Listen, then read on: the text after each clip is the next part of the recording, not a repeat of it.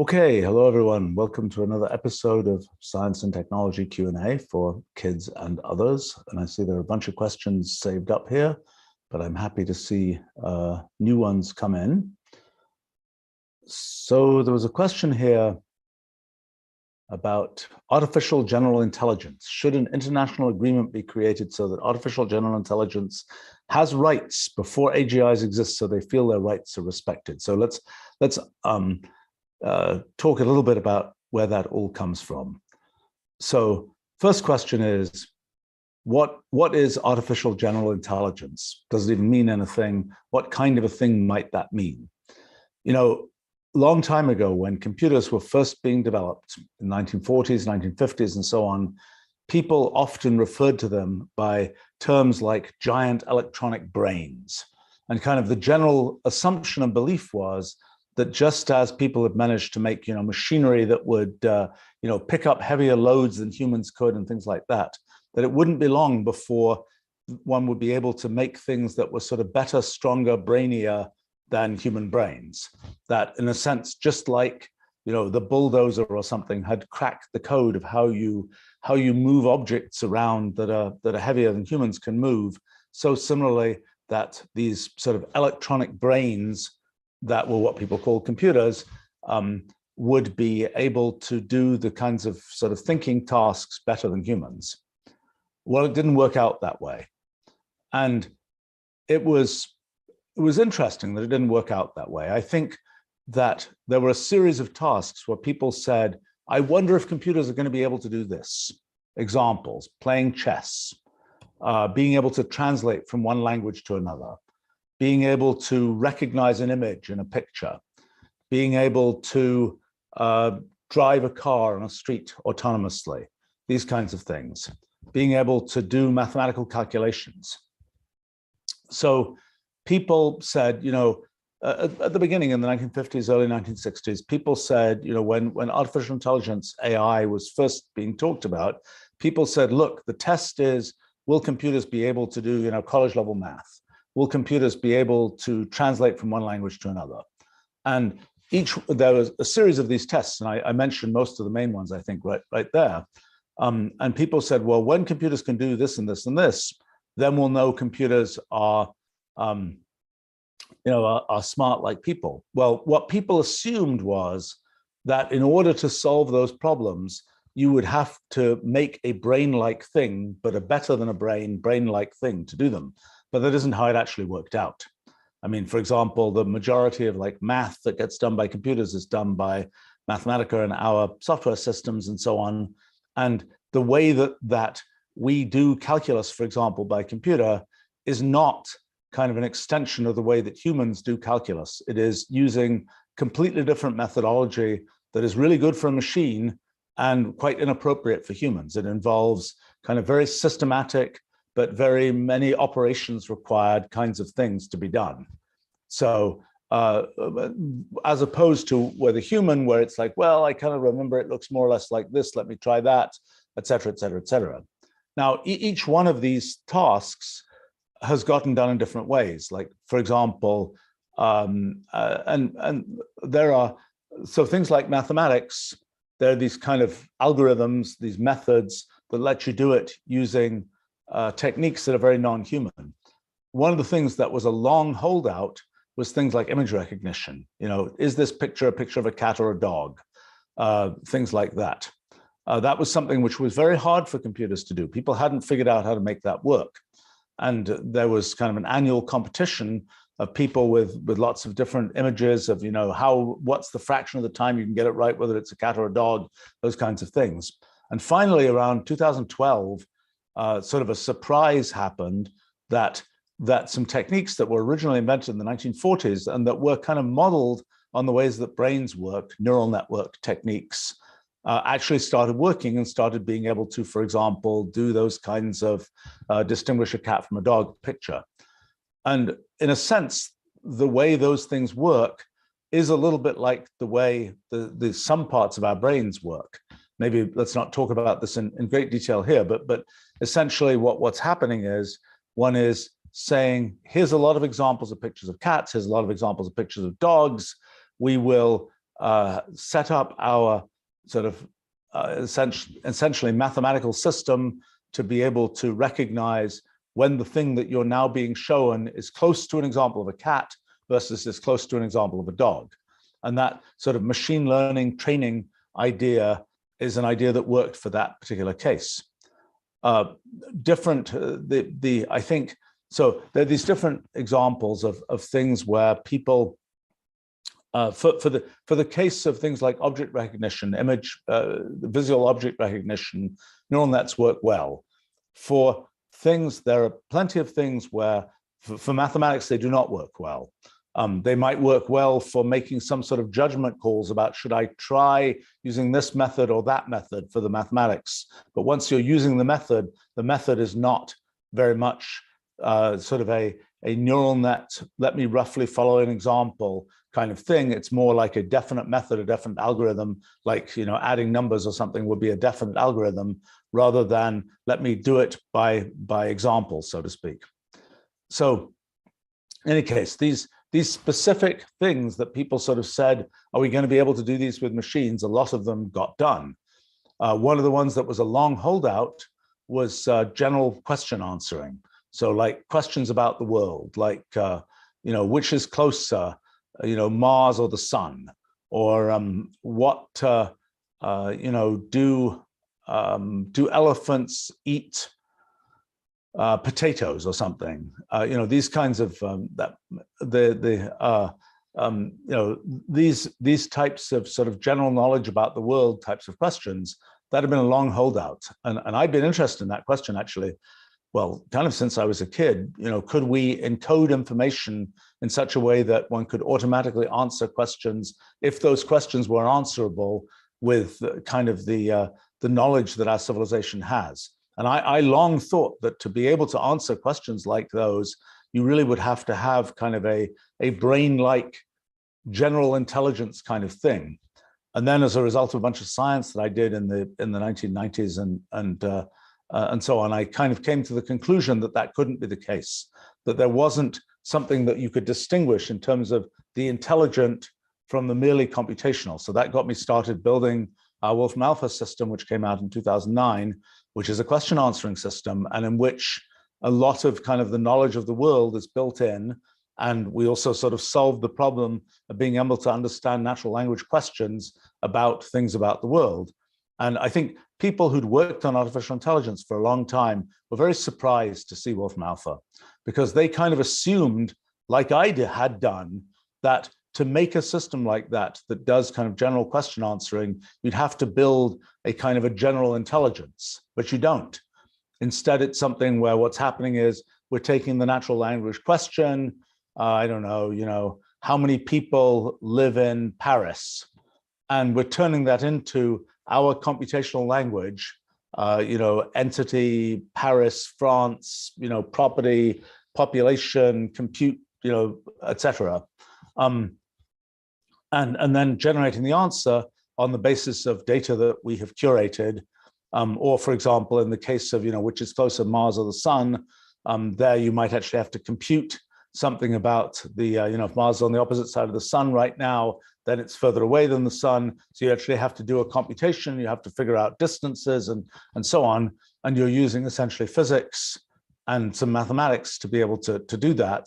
And the whole point of Wolfram Alpha is to sort of collect all of the known algorithms and methods and so on for doing those kinds of things, so that you can ask that question just in natural language. It'll be converted into this symbolic computational language, then compute the answer, then say the result back. But again, you know, you might have thought that, oh, it should be done kind of like a human does it, but it isn't. It's done in ways that are, you know, it's converting to this computational language that's different from what humans intrinsically deal with, and then it's doing computations in a way that's different from the way humans do it. So this idea that there should be sort of a general, you know, what's this notion of a general intelligence? Okay, so a couple of things to say about that. One is, one of the early ideas along these lines came from Alan Turing, who was kind of invented Turing machines, was a pioneer in the whole notion of computation back in the 1930s. And in 1950, he kind of wrote this article about sort of what could computers be like in the end. And he invented this test, so-called Turing test, where you imagine that you have a thing in another room and you're talking to it. You don't know if it's a computer or a person. You get to ask it a bunch of questions. And the issue is, the Turing test is, can you tell, is the thing in the other room a computer or is it a person? And that's kind of been one of the kind of sort of criteria for general intelligence is, can you pass the Turing test? Can you have a thing which you could talk to and it will kind of have a discussion like you might have a discussion with a person? Now, people built back in the 1960s, there was a thing called the Liza that was built, which was a very simple kind of chatbot thing where you talk to it and it was kind of imitating a psychiatrist, and it was going to kind of, you'd say something and it would say, how do you feel about that? Or you'd say something else, it would make some response. I have to say, one of the things that's been a surprise is that chatbot technology has not advanced that much, at least in terms of the general, have a general small talk conversation with your computer. The thing that's advanced dramatically is being able to have a contentful discussion with your computer. I mean, for example, people have used Wolfram Alpha and put it into chatbots who are trying to win the Turing, win this Turing test competition. And having Wolfram Alpha in there is actually kind of a downer, because if you want to know, is this in fact a chatbot, a computer connected to Wolfram Alpha, all you have to do is ask a bunch of really weird general knowledge questions. No human will be able to answer all of those, but Wolfram Alpha can certainly answer them, and then it kind of reveals the fact the chatbot has a computer behind it. It is a computer, so to speak. It has Wolfram Alpha behind it.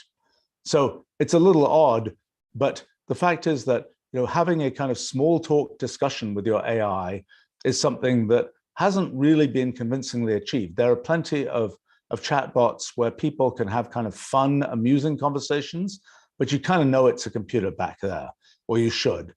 And I think part of the issue is, well, if you look at what do people talk about when they're just having small talk type discussions, I have to admit that I personally am never very good at those things. I have a terrible habit of always wanting to talk to people about something that is sort of real content, factual type stuff. So I think I might fail the Turing test just as a human, so to speak. I think that this notion of what do you talk about? Well, often when humans sort of have small talk discussions with each other, they're talking about very human kinds of things, and they're not issues that a computer is. They're not part of its everyday experience. If you are this AI that's sitting in a box on a desk somewhere, you don't really have, it's nice weather today, it was pleasant walking outside type thing. It's a very weird thing for the box on the desk to be talking about. And it isn't sort of, its context in the world is different from human context in the world.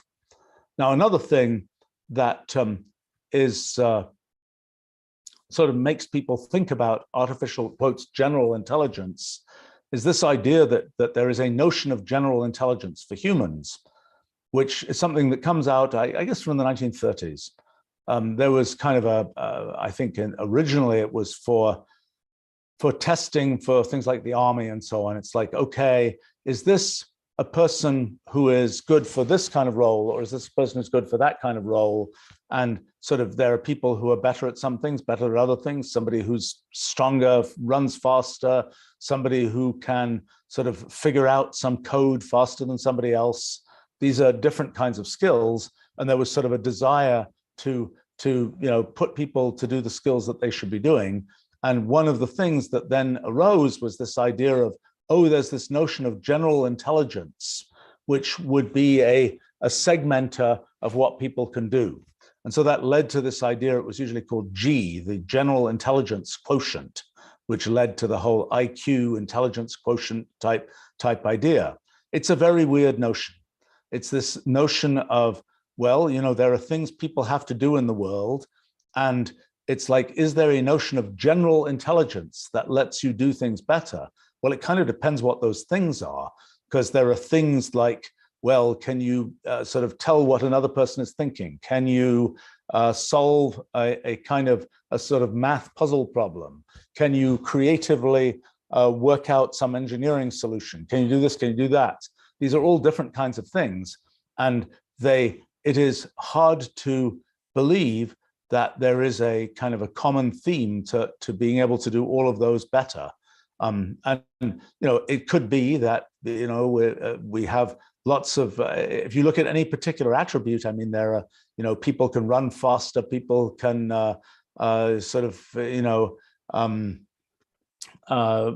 be more precise in drawing some picture. All sorts of different attributes. But the notion that sort of everything that could be done is bundled together, and you can say this person's better than that person at everything, is, I think, a rather unconvincing one. There's a friend of mine named Howard Gardner, who's a psychologist, who's pushed quite a lot this multiple intelligences idea, where he kind of distinguishes a fixed set of, I don't know how many it is, I think it increases over time, but of a dozen or so different kind of dimensions of intelligence. I think even that's probably sort of more simplistic, although it's perhaps more useful than having a single notion of general intelligence, so to speak. But what happened back in the 1930s, and it sort of crawled towards modern times, is that people said, well, let's make a test for general intelligence. And that led to sort of these IQ test type things. And there were, I don't know, what are they called? Raven's progressive matrices or something, where it's like, here are these shapes and which shape fits into that shape and which is out of place in this, and what comes next in this sequence, and so on and so on and so on.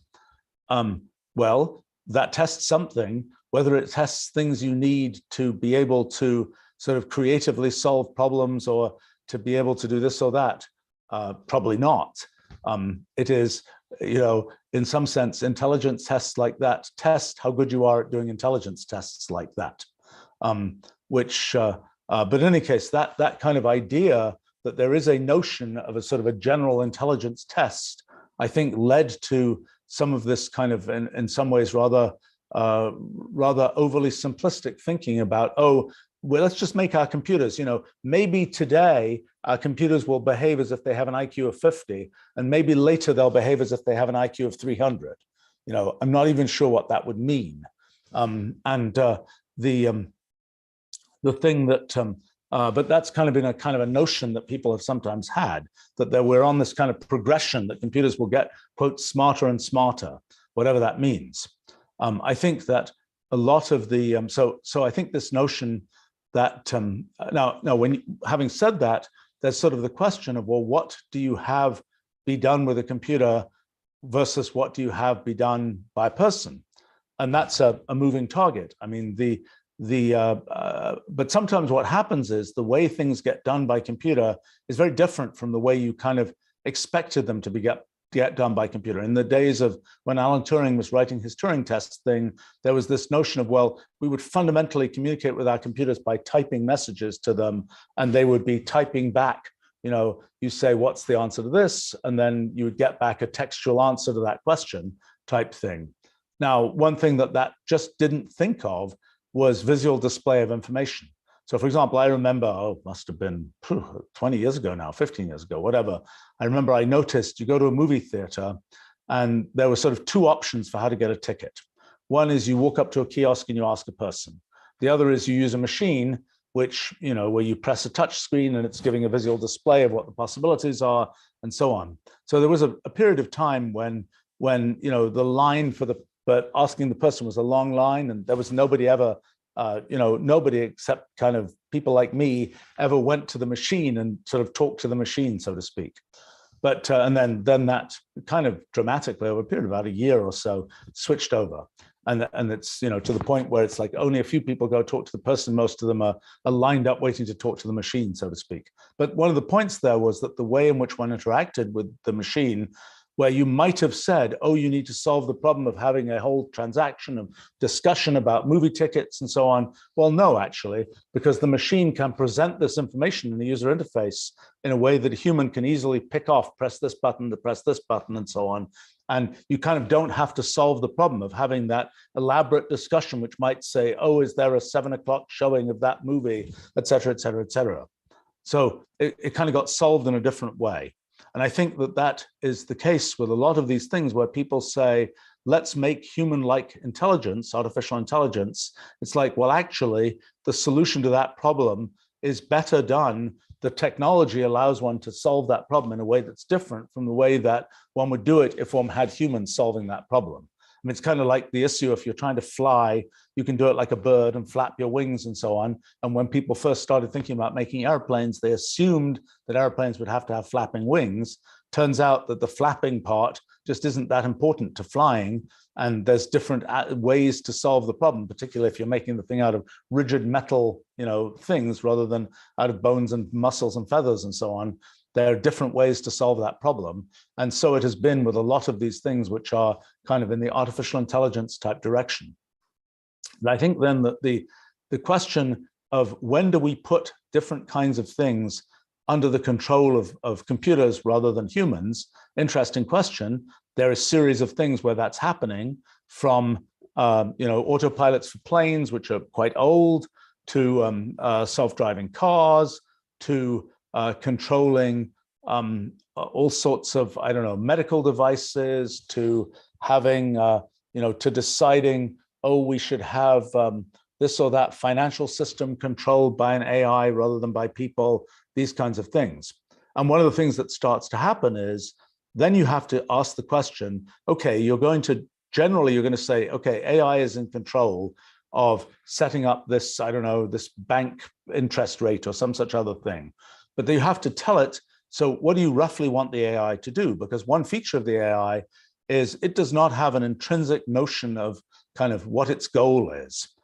It's just some computer sitting there, it's doing something, but whereas we humans have, whatever reason, all sorts of built-in goals. We really want to achieve this or that. We really want to, we feel like we have some sort of purpose in life to do something. It's very different for an AI. It just is doing what it's doing. And there's no notion of a kind of a built-in purpose unless we sort of put it there. And then we kind of have to define what is it that we want the AI to do. And so that gets us kind of into this notion of kind of computational language and this notion of, so how do you specify what you want the AI to do? It's kind of like if you imagine it's like a contract with the AI that says like you might have a legal contract with a person or a company, and which defines what should happen and what you want to have happen. So similarly, you need such a sort of contract with your AI about what you want it to do, but you need that contract in a computational language that both you understand and the AI understands. And needless to say, that our whole Wolfram language technology stack seems extremely relevant to writing such kinds of computational contracts that refer to things in the real world, but allow you to kind of define sort of procedures for what should happen with things. I think, so that's, and by the way, when it comes to sort of, so what do we want the AIs to do? That leads one to some very interesting questions. I mean, if we allow AIs to control more of the world, we allow AIs, we start having military AIs that are like controlling, autonomous tanks or drones or whatever else. And then we say, well, what do we want those AIs? What rules do we want those AIs to follow? And they could potentially be doing very powerful things. What do we want them to do?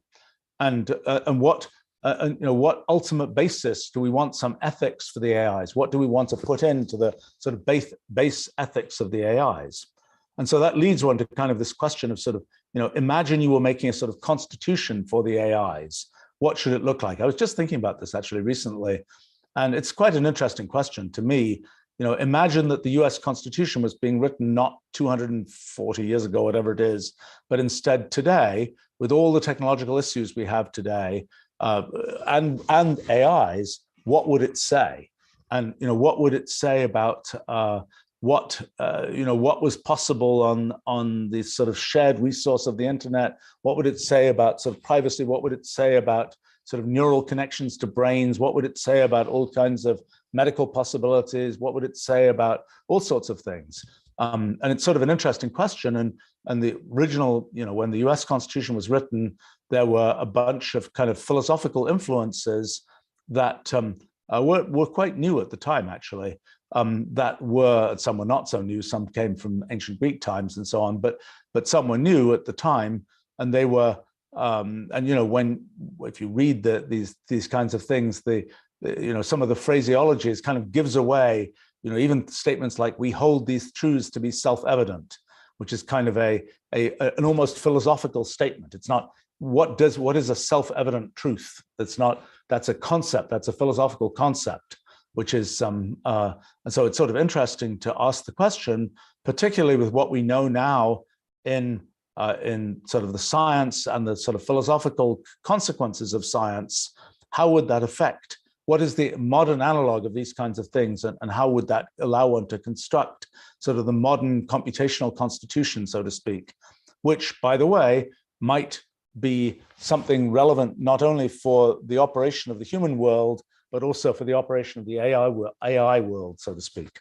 And that's sort of a place where this interaction between sort of the AIs and humans is important. I mean, for example, right now, you know, AIs have a big effect on our world. I mean, one obvious place is if you go search for something on the web, or you have a news feed and social media, the ordering of things that come out there, that's all determined by an AI.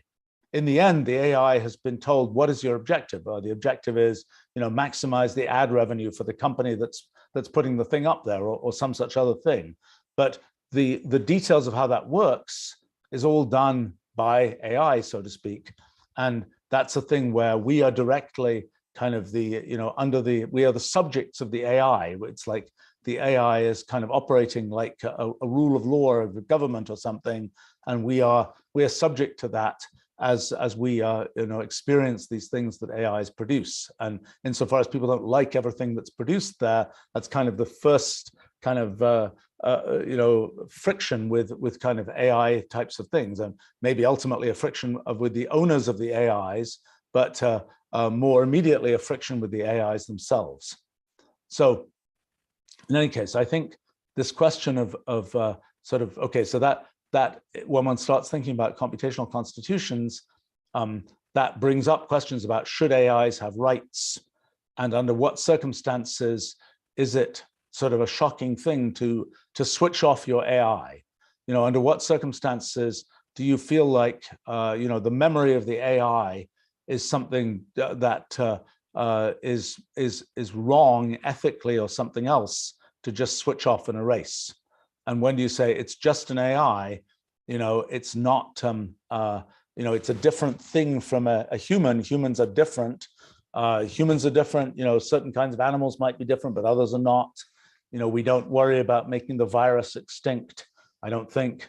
We kind of think that's a good thing. The question is, under what circumstances? For example, an AI that has had all these experiences and has, and has this sort of rich interaction. So here's an example. It actually just occurs to me. Let's say that the AI is an important friend or supporter of, or assistant to, or something, a bunch of humans. Okay, then the question is, does the entanglement of the AI with the human world affect one's feeling about the rights or the ethics of switching off the AI? Or does one only say that the AI's only reason to not be switched off is the harm that it would cause to the humans who are friends of the AI, so to speak? Or at what point does the AI itself intrinsically rise to the level where you could say it should have the right to stay, the right to life, liberty, and the pursuit of happiness, so to speak? When the AI, when does it have its own intrinsic right to stay switched on, so to speak? And does it get that right by virtue of kind of its entanglement with the human world, or does it get it for some more intrinsic reason? I mean, in the past, there have often been kind of sort of theological or religious kinds of concepts for sort of how certain rights are intrinsic. If one takes that out of the picture and doesn't try to apply that to AIs, because that gets really weird, I mean, that's an interesting question. Is kind of the well, in any case, but I think then the question is sort of where might the rights of the AIs sort of intrinsically flow from, and is it a consequence of their entanglement with the human world and so on? Now, I have to say, I sort of for fun and I suppose to amuse my children, although they're now mostly grown up and no longer as amused by such things, but I have to say that I, for a long time, would take the point of view that you could always, when you were dealing with some machine that was doing something, you should always sort of say thank you to the machine. I sort of would make comments like, you never know what's being, what the machine has recorded, and in the future, the machine will appreciate the fact that you always appreciated the machine. That's kind of just for fun, but there's this sort of question of does it become, and that's again a complicated issue, because it's like, do you thank the machine because you are doing something for the machine, or do you thank the machine because that does something for you? And anyway, it gets complicated, but I think that this question of what might cause AIs to us to feel that AIs should have or have to have rights. I mean, there's sort of a question of, as we build up our kind of system of computational constitution and so on, does it become the case that the thing falls apart unless AIs have rights in certain cases? I don't know. I remember there was a company that I was a little bit involved with, which unfortunately didn't make it, that had this idea of having autonomous bots that would exist in social media platforms and things like that, which would be which would exist for themselves. So for example, a bot would be kind of an account that was controlled by an AI, and that account, it would learn some jokes and it would start sending out, it would start, sending messages with those jokes to people. It would notice which people found the jokes more amusing. It would have some whole, machine learning kind of thing, which would decide whether to send, this person those jokes or that person those jokes. It would kind of develop from there. And the concept was that eventually, because of the way a lot of these platforms work, maybe the thing would start making videos or podcasts or something like that, and it would start getting, monetizing those things. And pretty soon, the AI, the completely autonomous AI that had been launched by a human, but was then autonomously operating in social media, would then make a living for itself. And it would become for all one knows, it would become, an influencer, and it would get endorsement deals and who knows what. And it would gradually make a living for itself. And that was sort of an interesting concept. I thought it would be really interesting to see what would happen with that. And would you get a situation in which you had these things that really were no longer human connected, that were just making a living for themselves, so to speak, and they were kind of paying for their own, computer electricity or something, or paying for their own, licensing of content or whatever else. But it didn't work out. I think partly because some of the social media companies were like, you can't put a bot on our thing. It has to be tied to a human. I'm not sure that that's always a challenging thing of is there a human at the end of the chain, so to speak? And what is that human like? And is it the human you thought it was? And there are more and more elaborate schemes to try and figure out, are you a human? Are you alive? Are you, there's liveness testing as a common kind of concept of you'll get on some website and it will say, it'll look at you with your computer's camera and it'll say, turn your head to the right, turn your head to the left, and so on.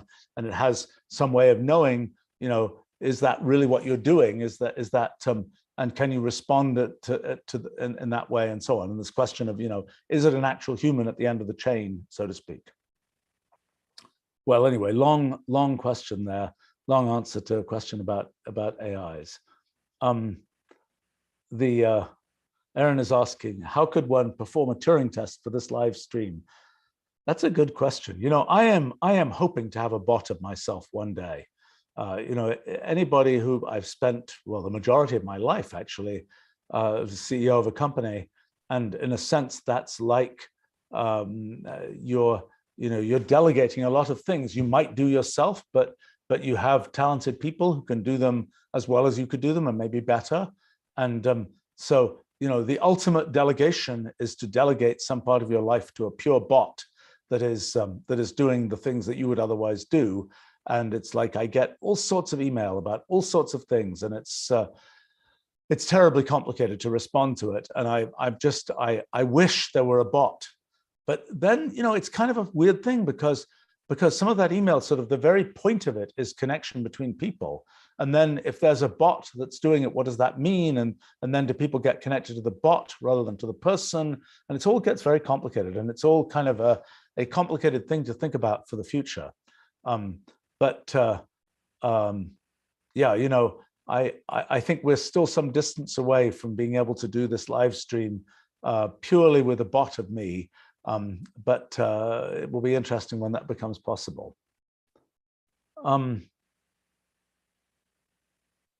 Let's see.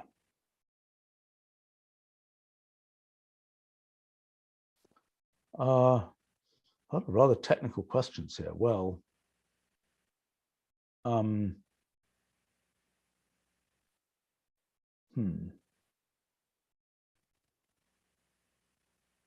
let's talk about one here.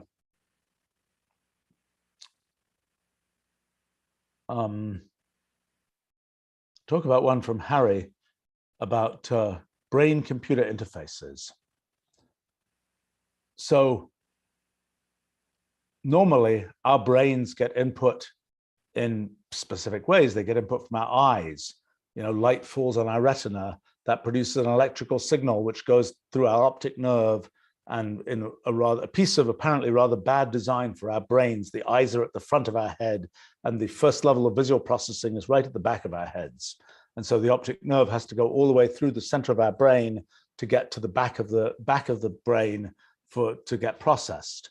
And even more bizarrely, there's a crossover between our two eyes. It crosses over in the middle of our brains to get to, so the left visual cortex is dealing with the right eye primarily, although they are somewhat interwoven.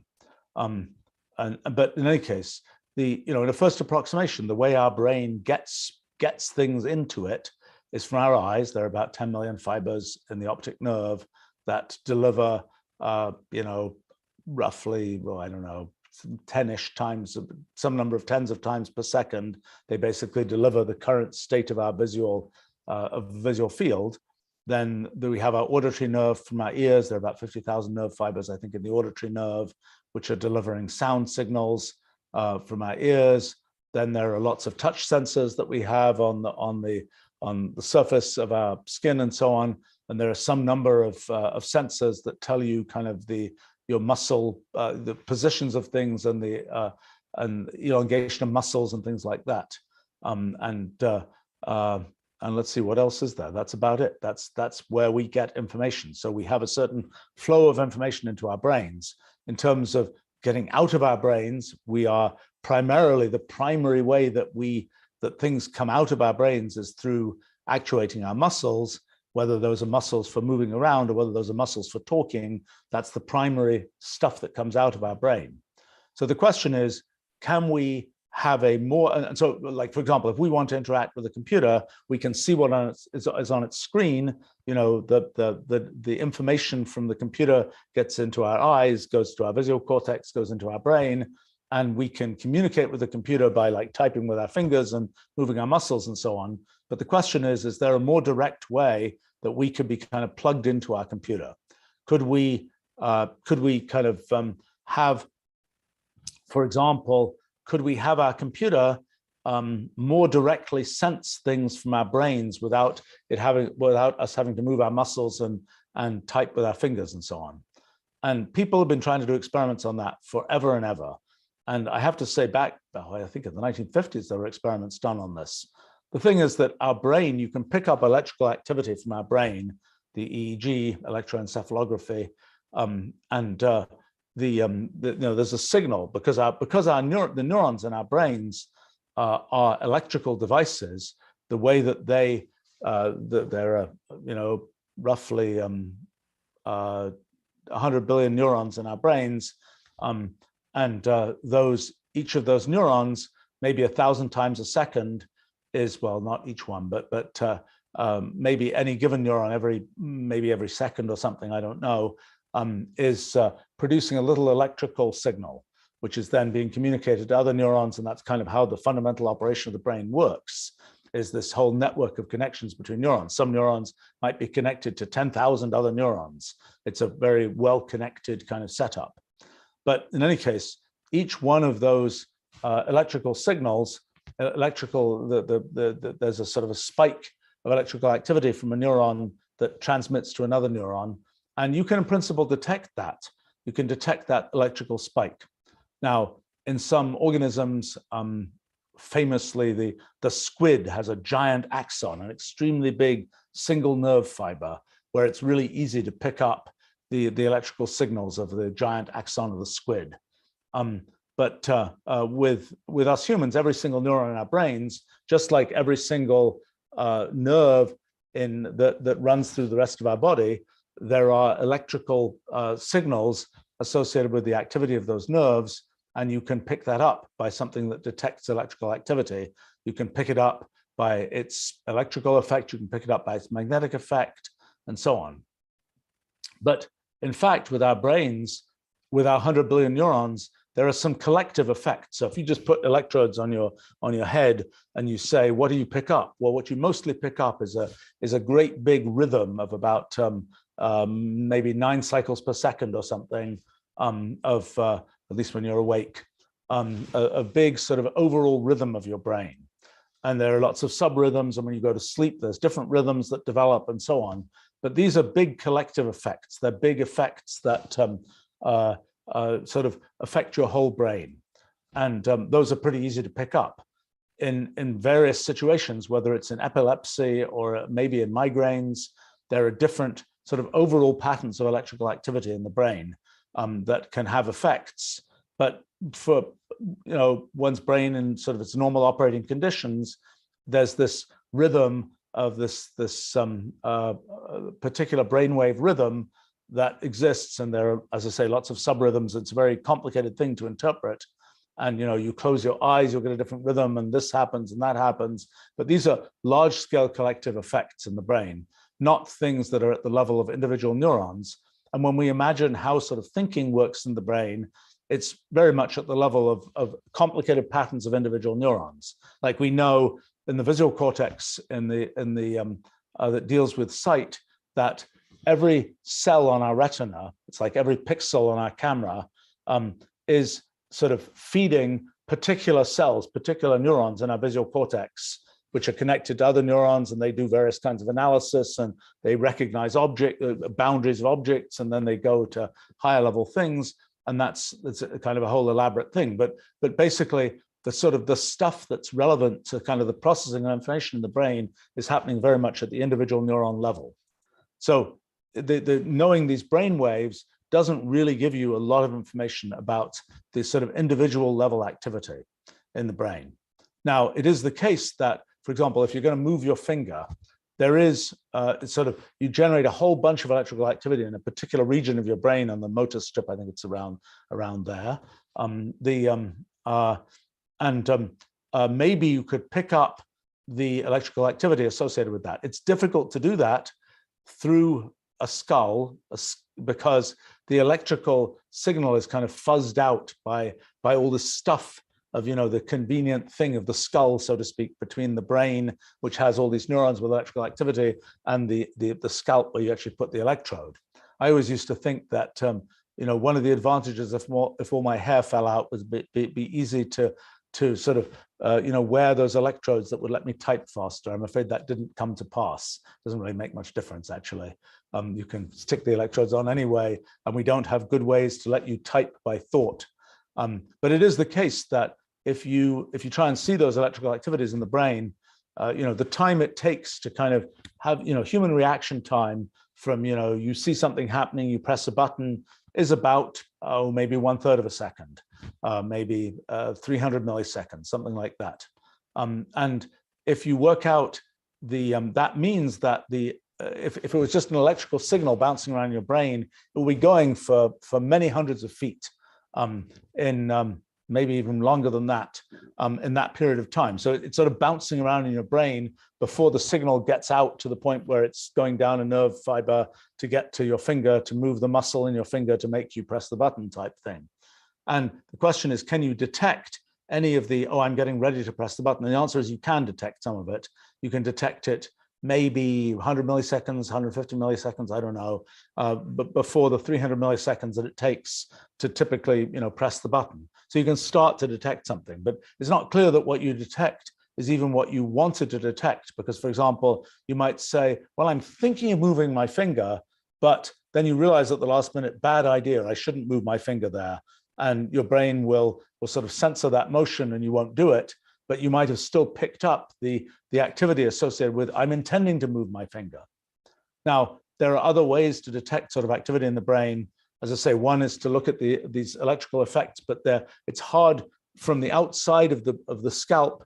It's hard to detect, for example, an individual neuron's activity. You just get this very collective, very kind of washed out thing that mostly is these overall brain waves.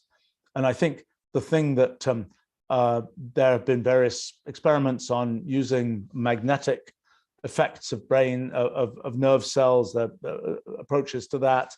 There are a whole variety of approaches to kind of sort of do the signal processing to be able to, even from outside the brain, detect things better using electrical effects. Now, sometimes you can imagine, well, what if you actually implanted something in the brain? And sometimes for medical conditions like Parkinson's disease, there are independent reasons to want to implant things, deep brain stimulators and things in the brain that essentially are sending electrical signals into parts of the brain to get it, let's say, to produce, I don't know, dopamine, a neurotransmitter in that particular case, or other kinds of things. And or things for other reasons. There are, like, for controlling epilepsy and so on, there are reasons to actually sort of go in and implant some electrode right on the surface of the brain, or even perhaps in the brain. And so then there are at least some people who have the opportunity to be able to both stimulate and pick up information much more directly from sort of inside the brain. And one of the things that's been a long-running issue is, can you make something which is like a camera, for example, a modern digital camera has this array of pixels, might have 10 million pixels or something, which are all little places where a photon of light falling in that particular place has an electrical effect. Can you have something where you have a similar sort of array where you're detecting, the effects of lots and lots of nerve cells? Well, people are starting to do those kinds of arrays. They're getting bigger and bigger, and they're starting to work better and better. There's another reason why those arrays are sometimes really, really useful, which is if you've damaged your spinal cord, which is the main trunk of nerves from the brain that controls all of your main body muscles and so on. If that's damaged, then and you still want to, and then is there a secondary pathway? Can you have something where you have something which connects directly to your brain or to your spinal cord, which then allows you to then sort of build your own sort of way station, so to speak, that transmits nerve signals, or possibly just transmits signals to some external device that can move for you, so to speak. And that's a thing which is a sort of another case where one's trying to pick up more or less individual nerve signals. Now, one thing to say about all of those kinds of things is that when you have a device like that, the device can learn, oh, this particular nerve is the one that was intended to move, the left hand or something. This particular nerve was intended to do that, because they don't come labeled. It's just, you've got a bunch of nerve fibers, and it's like, what does each of them do? And but what tends to happen is two things learn. The machine learning system, perhaps, that is the external connection, learns, but also the person who is trying to control those nerves can learn, oh, if I make this nerve do this, if I think this way, then that will cause this machine to move that thing, because in the end, internally, that's causing some particular nerve fiber to get an electrical signal. I mean, I suspect when we're all kind of in the baby stage, so to speak, that's kind of a little bit what's happening. You know, we're noticing, oh, if we think this way, then it causes us to, you know, move our hand in this fashion and so on.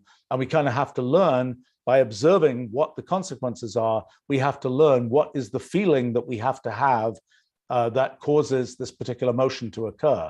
I think it's probably true when you are training, you know, when you're learning any kind of sort of physical skill, it's the same kind of thing. You know, what is that? What does it feel like to, you know, do this particular exercise or whatever else it is? I think that that's a, so anyway, so the sort of one thing is these sort of direct connections to nerves. There are some other ways you can kind of read out what's happening inside brains. The most popular is this thing called fMRI, functional magnetic resonance imaging, where the idea is that this is like an MRI scanner, which talk some other time about how MRI scanners work. Well, I can say how they work. Basically, there's this, what happens is when you have a rapidly changing magnetic field, a strong, rapidly changing magnetic field, the nuclei of atoms will tend to, in that magnetic field, the nuclei of atoms are spinning around and they have little tiny magnets on them. And in the magnetic field that you produce, those magnets will precess around, they'll move around. And as you can pick up the effect of that precession when it occurs. So what happens is your typical MRI scanner is primarily scanning for protons, hydrogen nuclei, and the effect of sort of where are their hydrogen nuclei. Essentially, for us, where is there water, for instance? And it's a little bit more complicated than that. There are other elements. Gadolinium is one common one, which are particularly visible or invisible in MRI. But the basic point is you have this magnetic field on the outside, and that's causing, the magnetic field is causing these hydrogen atoms to behave in a certain way and produce their own electromagnetic output.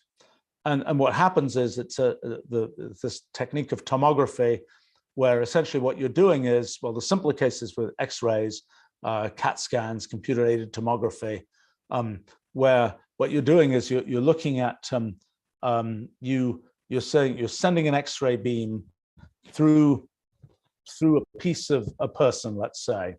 And what's happening is it's like, you might be like shining a flashlight, except that, you know, with a flashlight, with ordinary light, if you shine a flashlight through your hand, it'll just be a kind of a dull red that comes out the other side because most of the light is absorbed. But with X-rays, it's a higher frequency of electromagnetic radiation, and mostly the X-rays just go straight through your hand in a way that visible light does not. But when it goes straight through your hand, it turns out your bones, it doesn't go as easily through your bones as it goes through other things. So that's why, and sort of a long convention that the bones show up white on X-rays, even though really that's the place where the X-rays didn't go through. They didn't go through because X-rays are sensitive to the atomic number of elements. And so an X-ray, when an X-ray sort of hits an atom, the chance that the X-ray is absorbed or scattered away, it goes up rapidly with the atomic number. So hydrogen will go through, helium will go through, et cetera, et cetera, et cetera. By the time you're at calcium, which is what is in bones, the chance of it going through is much lower. And that's why bones don't, why X-rays don't as easily go through bones. But in any case, the way that tomography works is usually you're saying you have a sender and a receiver, and it's like you're shining a flashlight in a particular direction through, and you're recording in this particular direction, the flashlight got through this much. Now change the direction slightly, now change it again. For every direction, you're recording how much did the flashlight, the X-ray flashlight, so to speak, manage to get through you. And if you think about it, if you imagine that you could put down, you know, every path you think about, you say, how much did it altogether get through going along this path? You say, I'm going to draw a picture. I'm going to put a strip of I don't know, some, you know, transparency strip that whose gray level is determined by the total amount that managed to get through. So if very little got through, make it very, let's say, make it very black. If a lot got through, make it almost transparent. And let's say you take all these strips And every one of this transmit receive direction, you put down a strip in that direction. You just form this picture, and then you say, well, okay, let's take this picture that I formed by taking all these strips at all these different angles, just hold it up to the light. What does it look like? Well, it will look like that thing made from all those different strips. When you look at the whole thing, it will have correctly localized where if in the middle, for example, in some, or off to one side, for example, there's this place where everything's getting absorbed. You'll see that because the strips that went through there will have been more absorbed when they went in that direction, and so on. So that's how you reconstruct, and it's a computer reconstruction. That's how you reconstruct kind of the slice through the person, let's say, for computer-aided tomography. Magnetic resonance imaging works a little bit differently. It reconstructs a slightly different slice, but it's the same basic idea. So that's a way that detects, for example, detects the presence of hydrogen. You can also detect the let's see, that's the primary thing you're detecting. You are detecting eventually activity levels in the brain. Let's see, how does this work? There's a different technique, positron emission tomography, which directly detects glucose use. But well, the end result is that where the MRI sort of shows, I'm thinking, how does this actually detect activity? Essentially, it's the places in your brain where lots is going on. When nerve cells are firing a lot, they're using up energy, they're consuming glucose, and you can detect that. Although I have to admit that I'm a little bit, I have to think a little bit about exactly how that all completely works. But the basic idea is different parts of your brain will be visible as being sort of active on MRI. And so then the question is, what functional MRI is doing is it's looking, if you ask somebody, imagine an elephant, imagine a teapot, imagine a whatever. What you do is you do that a whole bunch of times and with a whole bunch of people, and you say, does that consistently lead to activity in different parts of the brain? And the thing that's kind of a surprising claim is that, well, yes, it does. Different people, it's different. Different people will have, the elephant area will be different in different people, but sort of everybody has an elephant area if they know about elephants type thing. And so there's a certain amount you can learn from functional MRI, from fMRI, about kind of what somebody is thinking about kind of thing. So these are all ways to kind of read out information from the brain in a way that is more, that isn't just wait for the person to say something, wait for them to actuate, the muscles in their vocal tract or whatever else. So this idea of, can you make a direct neural connection to the brain is all about, can you do something which is better than what we anyway get to do with our eyes and our muscles and so on. Now, having done that, so the next problem is, let's say you could actually have, and there are some optical schemes for doing it as well, but basically you're putting, let's say, an electrode array on the brain, and you're trying to pick up electrical signals from nerve cells. You may be trying to send electrical signals to nerve cells. What can you do with that? Well, first thing is, the brain is doing all kinds of complicated things, and decoding how to send a particular signal saying, I don't know what, don't eat that next piece of chocolate or something, sending that kind of detailed signal to the brain, or, you want an apple rather than a piece of chocolate. Sending that level of detail to the brain is really hard to see how to do.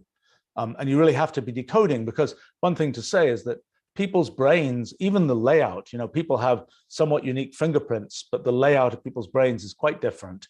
And if you ask the question, where do people there are certain things that are localized in the brain, like the language center of the brain, the place in the brain that's critical to producing language, to saying things and so on. That area is where it is in the brain, everybody will have one, but where it is, moves around quite a lot from person to person. And how one encodes information is probably completely different from person to person. we see that in a technological way with neural networks and machine learning. If you say, here, I've got these two neural nets, and they're both going to learn the difference between cats and dogs and pictures, you say, let me do a brain transplant from one neural net to the other. Doesn't work. Not at the level of individual. You can maybe do it where it's a pre-processing stage. But if you say, does this particular arrangement of neurons for this particular thing have, can you sort of transplant it to this other one? Well, no, because its way of encoding information was different. And the same is true with human brains. We can't expect that any two brains will encode information in the same way. And that means that, so for any particular brain, this direct neural connection will have to learn how that particular brain encodes things. And it's actually a thing that goes right back to what I was talking about with AI and computational language and so on, is, well, okay, we've got to have a representation that both we can talk about and that we can kind of have computers deal with about what that brain is thinking of.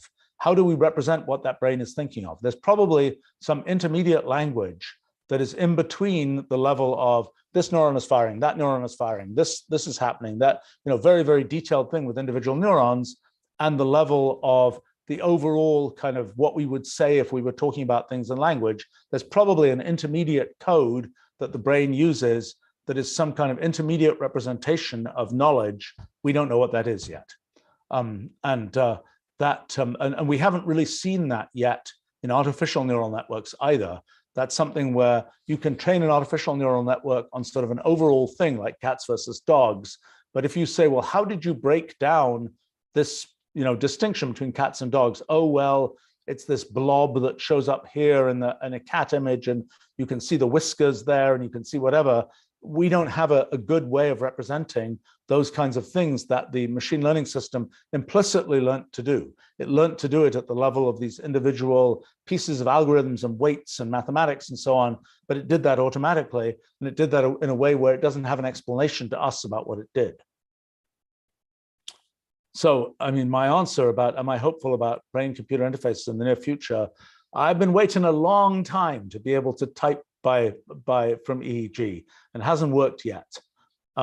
I don't know. I think, and it's not even clear if you were, if one of the general principles of sort of signal processing, usually things that originally were just, you can't really get that radio signal from here to there. The radio signal will be too attenuated. It'll be too absorbed by things. Well, eventually people managed to figure out how to make just those right kind of calibrations of the radio signal so that you can get it through. So I don't think it's the case. I mean, back in the day, people were like Wi-Fi, radio communication between computers in rooms and houses and this, in cars with metal and all this kind of thing. It's never going to work. But in fact, it was made to work. And it was made to work by lots of engineering trickery of noticing, oh, you compare the signal in this case to the signal 2 milliseconds later, and you do this and you do that, and you encode the signal this way, and you have this and that, and eventually it was made to work. It would be my guess that we'll be able to do the same kind of thing with brains, and that the sort of the advantage of having the electrodes all the way inside the brain and all this kind of thing, maybe at the beginning that will be necessary, but in time there'll be enough kind of signal analysis type capabilities that you'll be able to take something that's pretty externalized and still be able to deal with it, if you could only understand sort of what the brain was how the brain was working well enough. And to send signals back, well, that may be a little bit more challenging. I think, but again, I'm not sure that this, I mean, for example, one thing that will surely come is augmented reality, where, I mean, there have been test versions of this for virtual reality for certainly 30 years, more than that even, and for augmented reality, something comparable to that time, where, augmented reality is you're looking at the visual field, you're looking out through your glasses or whatever. Glasses will probably become more fashionable when augmented reality becomes more of a thing, and then sort of projected onto your glasses somehow, or maybe painted directly on the back of your eye with a laser that's scanning, will be some sort of overlay of something that tells me something like, oh, you're yakking about this for a long time, and maybe you should yak about something different, or whatever else it is. Sort of all sorts of annotation of the world of you're walking through a park somewhere and there'll be an annotation. This is the name of this type of species. This is oh, that's that person who's walking towards you, or that's do you notice this thing or that thing? Sort of progressive, progressively more annotation of visual field. I think that will provide a pretty good way of getting data into our brains.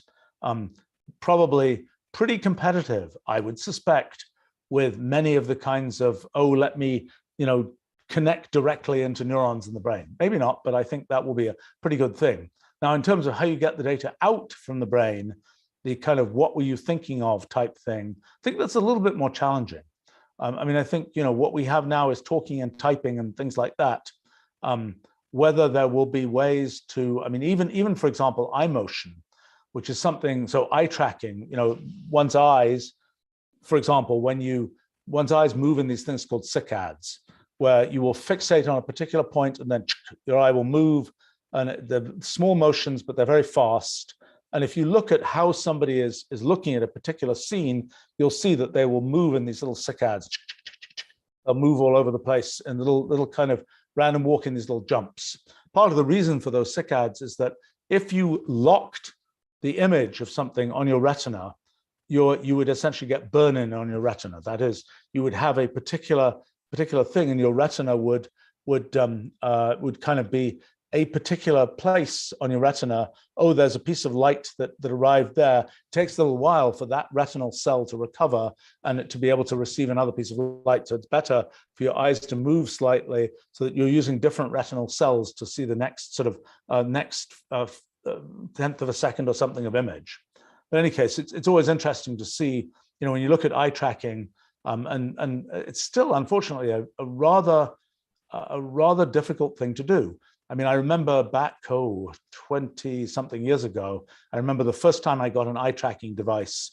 It was a very, you had to bite down, to immobilize your head so that the thing could look at your, precisely, it could align your eyes precisely so that, because, by the time you're biting on something, you've got your skull is there and you're kind of locked in place. And then it would try and look at the pupils of your eyes and so on and track where they went. Things have become better since then, and you can now have things on your computer, although it's still not really consumerized to the point where you can just have your computer's camera routinely just look at your eyes and look at what you're looking at. But that's the thing that hasn't really happened yet as a way to kind of get some information from us. It's been long used. If you're trying to make up a website and you wonder, are people going to notice this thing on my website? Well, you can run an eye tracking experiment. In fact, we tried that about 20 years ago, actually. We tried that kind of thing and we kind of gave up because it was all too much trouble. And it was a lot easier just to see, it's pretty obvious whether people will notice this or not. And you can just ask them, did you notice it or not? But it's interesting to see from actual eye tracking, you can see, for example, when you look at eye tracking of somebody looking at another person, you'll see that they will, they'll kind of eye track. If you look at where their eyes are looking on a face, for example, they'll look around the eyes, they'll look around the nose, they'll look around the mouth, and so on. They'll look at these facial features. They'll concentrate on those as they scan their eyes to sort of analyze a face. And you do that, we all do that completely subconsciously. It's done. It's controlled by the saccade motion is controlled by our brain stems. It's controlled by a low-level part of our brain that is sort of quite below the level of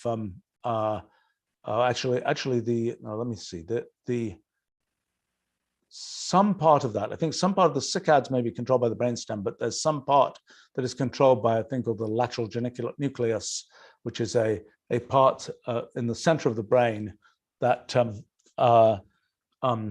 when you, for example, if you see a big blob, we use this actually in our notebook technology.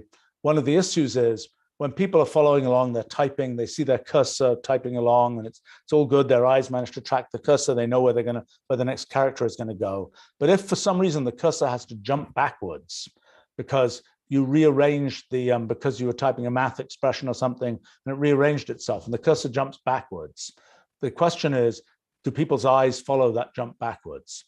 And naturally, they don't. They'll just keep trying to trace forwards, and they'll get lost, and they'll say, what happened? Where am I typing now? So we learned, I don't know, 25 years ago now, we started doing this thing where we produced this, we used to call it the amazing shrinking blob, which is just this big black blob that immediately shows up. When the cursor jumps, the black blob shows up on the screen, and it gradually, in a small fraction of a second, squashes itself down to the size of the cursor. Now, it turns out that people's visual systems automatically move their eyes to the position of the big black blob. People, you don't have to think about it, just happens automatically. It's kind of like from some distant past where some predator might be about to attack, and we better notice that it's there. And so we naturally move our eyes in that direction. And so for us, that was a very convenient thing to do, because it meant that people didn't lose their place anymore. Their eyes would automatically move to where the cursor is. They are occasionally, I think there's sort of a trickle over the years of people contacting tech support saying, there's this bug, there's this black blob that shows up on my screen. We've never quite figured out whether there's a subpopulation of people whose visual systems work faster, differently, or something, where they notice the black blob. But most people don't even notice it, they just move their eyes. But in any case, you can. So that's a place where we make use of that notion of eye motion. But I think this is a thing which is not that's just making people move their eyes, as opposed to watching where people move their eyes. I have to say, I'm very curious now, because the world has, for better or worse, I'm not sure it's always scientifically very convincing for the particular virus we're dealing with right now. We've lived in a masked world for a couple of years, at least in many places. And so no doubt that means that when people scan faces, well, they're not going to scan the masked part of the face. And I don't know, maybe that will have some long-term effect. It'd be an interesting study to do, actually, particularly on younger kids, about how they scan faces and what's important in faces and so on. I think masks are a very good thing for things like, I don't know, colds and rhinoviruses and so on. Not so interesting for the case where you get aerosolized particles that are much smaller and kind of don't get caught in unless you're actually sneezing, so to speak. But that's a different topic. In any case, that was not sure how I got off on talking about eye motion, but that's sort of a different form of interaction. That's a different way of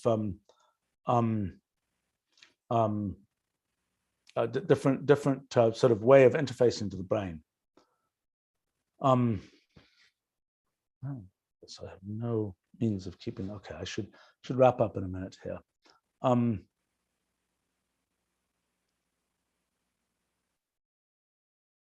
Let's see.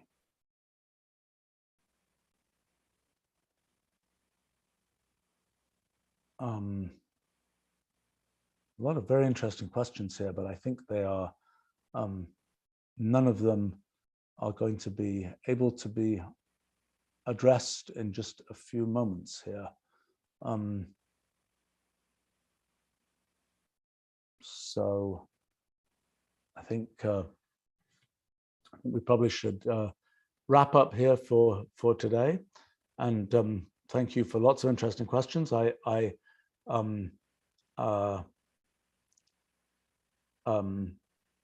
I hope.